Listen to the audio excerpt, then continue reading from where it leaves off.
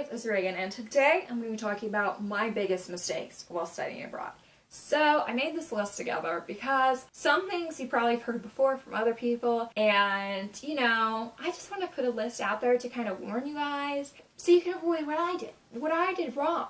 Because while studying abroad I had a lot of mistakes. Okay, I'm not a perfect person. I do travel a lot, so you would assume I would be better than the average person. And it's a mixed bag because some of the stuff was just extreme bad luck, and some of the stuff was just I was very tired and just needed 3 days to just sleep.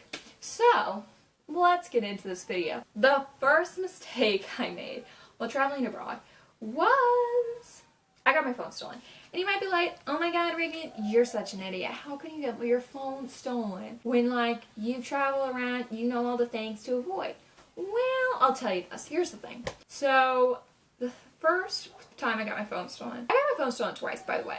And this is extreme bad luck, but you can learn from both those experiences. So the first time I got my phone stolen, I had my phone, and the problem also is I had an X. This is an 11 now. I got an 11. But I had an X, and I had it in my coat pocket, so right here. And on the Paris Metro, this guy just took it off. That's something you can avoid because the Paris Metro is always closed. But when I went, it was open. So this guy took my phone when I was just very hungry. I just wanted to go to the vending machine because I was kind of feeling lightheaded. I wasn't feeling very good.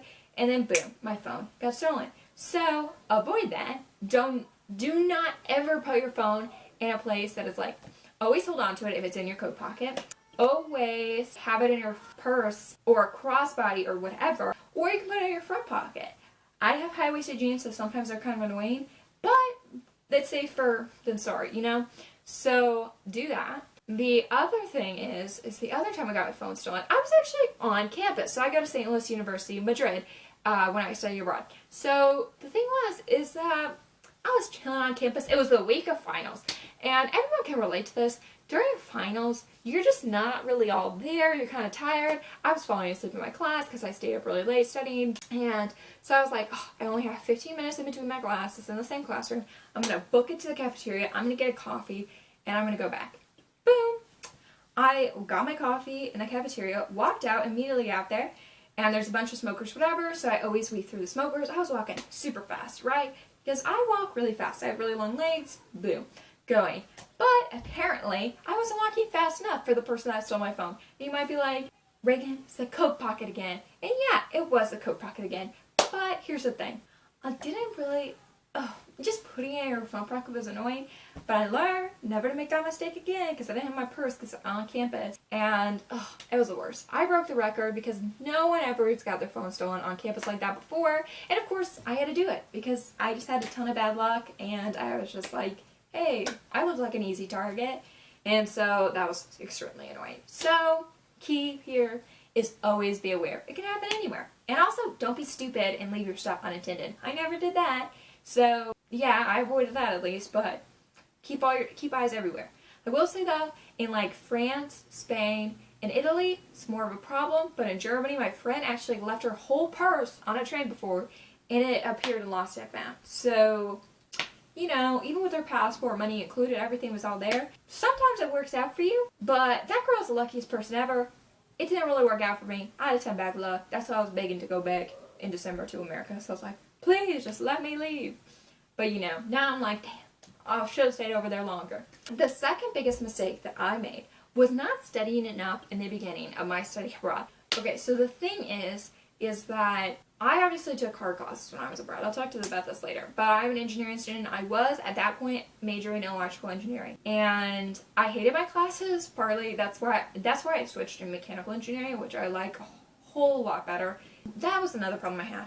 But the thing is that I really should have done more practice problems, kind of started already studying for tests, way ahead. Because also a problem that I ran into was in Madrid, they kind of do more midterms, they have midterms, I know a bunch of other majors, they're yeah, we have midterms week, whatever, and a bunch of papers are due, whatever.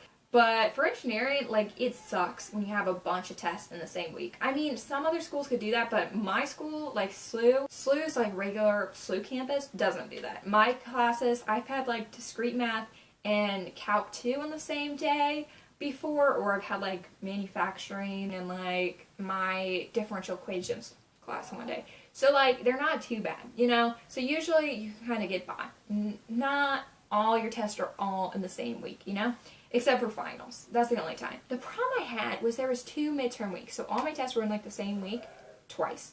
And so that was really annoying because there was a lot of content. Very annoying. So I really needed to prep more for my classes. And I know when you get there, it's going to be amazing. It's going to be great. You're going to be like, oh my God, this is a new city. It's wonderful.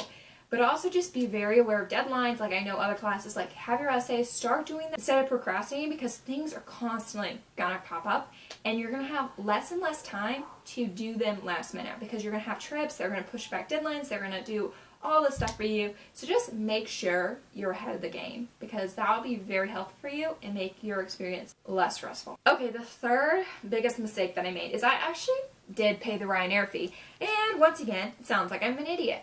But the thing about it was, as I traveled in Ryanair a lot, and this was the only time really that I used the app to go anywhere when I went to Porto. So I was literally 2 minutes off the cutoff, because it's 2 hours before you have to check in on the app to get your boarding pass. Like after 2 hours, you're screwed. You have to go to the airport, pay that €70 fee, and to get your boarding pass and print. So also, hindsight, print out your boarding pass 24 hours in advance. Make sure all your campuses should have a printer. Go to the library, print that thing out, and go to the airport, and you'll be fine.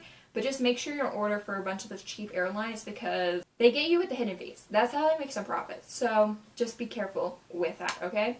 That's what I'm warning you. And also, like, if you are on, like I did this in Dublin, is I went to an internet cafe and I printed out my boarding pass there. So just make sure you research it and whatever, so that way you have a boarding pass, or if you can't have access to it, maybe pay to buy a seat before, so that way you can have a boarding pass there, so you never run into that issue. My fourth biggest mistake when I was studying abroad is not staying in my home city enough. Partly this is because of the program I was in, the Ignite program at SLU, which is actually discontinued, because I think it was very frustrating for us, because there was like a couple engineering field trips. Like we went to Toulouse and we toured Airbus, which is cool, and we went to that hydropower plant, and we also went to ESA, the European Space Agency. So we did some fun things and some interesting things, right? But they told us a lot of the trips last minute, so it was kind of very frustrating. It was very frustrating for me, because I would have open weekends. I'd be like, oh, I'm in Madrid, whatever. And then they'd be like, oh yeah, you're going to Loyola all weekend, which is 4 hours away. You're going to be on a bus, and we're going. And I'm like, what? So it was kind of frustrating, because a lot of the free weekends I had got filled up with trips that maybe I didn't necessarily want to go on. They ended up being extremely fun, because I was with my friends. But you know, and it goes with my fifth biggest mistake, is that if you stay in your home city, you get to actually experience more. Madrid especially was great, fantastic. It was a lot more chill. You can go out, you can have fun. It saves money for you, and also you have less burnout. When I was traveling a bunch, like especially in November when I went to London, Rome, Paris, Porto, like I traveled every weekend in November, basically. And it was kind of frustrating for me, because you never really got a break. And sometimes you just want to sleep, and sometimes you just want to go out, sometimes you just want to have fun. And just stay in your home city, you can be more carefree, and you just experience the culture more where you live. Like I definitely need to go back to Madrid, because I didn't even visit the Prado, which is terrible, because by the time that I had scheduled to go, it was finals, and I was like, I really have to study. And so I just crammed and studied so much when I was in my home city, Madrid. So it was kind of frustrating for me, because I'll definitely go back though. I try to travel as much as I can, and I find really good deals. But it is kind of frustrating to like miss out on stuff in your home city, because there's just going to be a bunch of stuff there, and you also have your host family and people that will easily help you out, and people that are locals that go to your school. The sixth biggest mistake that I made was taking difficult classes. The problem with this is that I'm an engineering student, so I can't really get away from difficult classes, but I wish I almost took theology, or kind of arranged my schedule in hindsight before I was studying abroad, so that way I had more classes that like I could enjoy more. I did take flamenco, which is good. It was kind of a little buffer in between my classes. You should just take as easy as possible classes as you can, because I will say that the European professors were harder. It's kind of on their style. I just had more difficult time with them than I did in America. They were just a little bit more frustrating for me. just make sure you're trying to help yourself as much as you can and just be relaxing. Like, take painting, take some art credits, take whatever core classes you need when you study abroad. The 7th biggest mistake that I made was going on trips that I didn't really care about. Now, this wasn't too big of an issue of me. Here's the thing. Don't go on trips just to go on trips. I did have fun. Like, I went to Geneva last minute. I've been places last minute, and I've had fun with them. But I will say that, like, don't go to places that you're not super invested in just because your friend really wants to go. And, like, if they have a group of people, like, just let them go with a group of people. Like, you can sit trips out. And also, like, look, the thing about friends is that, like, some friends suck at traveling with them. Like, that's just how it is. I know my friends, like, kind of ran into issues with this in our friend group, whatever. But not everyone's the best travel buddy ever. Like, everyone kind of goes at their own different pace. Everyone has different interests or whatever. You can kind of adjust to them as you go, but you can get really frustrated with the people you travel with. So don't just go on a trip just to go and because your friend wants you to and spend a lot of money on whatever. Be careful about that. Just make good choices. But also, you can be spontaneous. So, like, it's a double-edged sword. So be spontaneous, have fun. But if you're just, like, not getting good vibes from it, you're kind of like, ugh, I don't want to do this, then don't, you know? The last biggest mistake I made, the 8th biggest mistake I made, was not going on more solo trips. So the thing about me is I obviously just love going everywhere, but I made mistakes. But when I was on my solo trips and when I was alone, so I went to London alone, I went to Denmark alone, and I went to London again, I went to Paris alone for a day. It was just so nice because I never had any issues. Like, I was very aware, never had any problems, never had any fees, always was on top of it when I was alone. Just felt just together, right? And I probably wouldn't have got my phone stolen if I was alone in Paris because I was planning a different thing. And also, I'm like, the locals always have their headphones in, so I do that. I'm pretty, like, on top of it, always checking stuff. And I don't talk to people, and I'm not like, oh my god, I'm so American. Oh my god, let's do this. It's not like you're more of a target when you're alone. I had less issue of it. So that's the thing. I just really loved when I went to London alone for the weekend. It was fantastic. I got to go whatever shows I wanted to. I had to walk really fast. I got to travel all over the city. I didn't care about anybody else's interests. I didn't have to listen to anybody tell me some crap that I don't care about.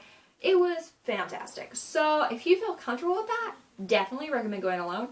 And especially places like London, like, as an English speaker, so easy to get around, so easy alone. Like, maybe that can be your introduction. But, like, honestly, I even, like, when I was in Geneva, like, I had people help me out because I was lost. So, you know, people aren't as evil and mean as you may think. And also, like, you can still keep up with people when you're alone. I WhatsApp people and whatever, so people always knew I was safe and together. So, that's it for my video. I hope this video helps you guys out with your stay abroad and kind of gives you some perspective on stuff.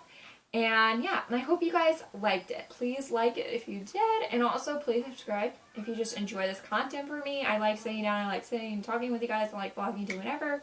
And yeah, so thanks guys so much for watching. I hope you have a lovely day wherever you are, and goodbye!